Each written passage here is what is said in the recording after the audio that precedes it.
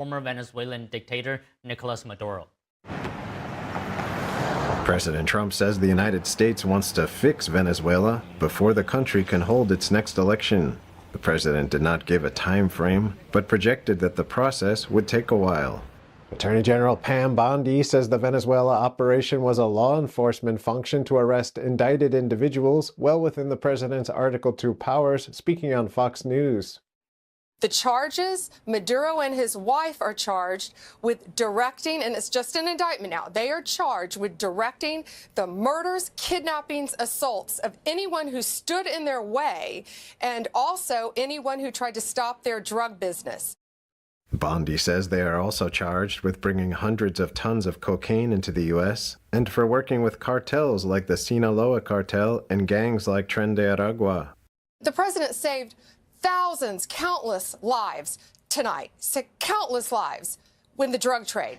But he also protected Americans from the TDA members who Maduro let into our country, forced into our country, opened his jails, opened the insane asylums to come into our country. Look at Laken Riley. Look at Claretha Daniels. Look at Jocelyn Nungray. All of them killed by TDA members.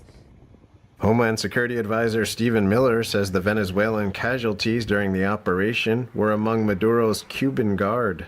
Many don't realize that for years, Maduro stayed in power through an illicit deal with Cuban communists to provide his security because he didn't trust his own people to keep him safe. That is how much he was hated inside of Venezuela. Miller says by definition, the U.S. is in charge of Venezuela. We have the United States military stationed outside the country. We set the terms and conditions. We have a complete embargo on all of their oil and their ability to do commerce. The United States is running the country during this transition period. That now, obviously, that doesn't mean that President Trump is setting the bus fare schedule inside the country. Doesn't mean that President Trump is deciding the K-12 curriculum in the country. Secretary of War Pete Hegseth and Secretary of State Marco Rubio yesterday briefed lawmakers on the operation. Senate Minority Leader Chuck Schumer criticized the administration's plans, calling them vague and unsatisfying. I did not receive any assurances that we would not try to do the same thing in other countries.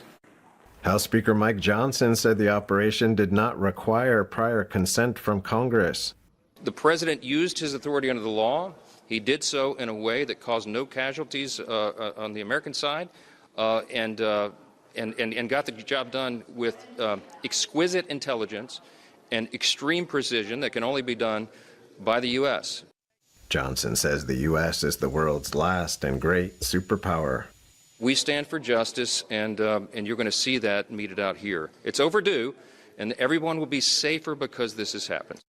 Currently, the nation's interim leader is Delcy Rodriguez, who was originally Venezuela's vice president.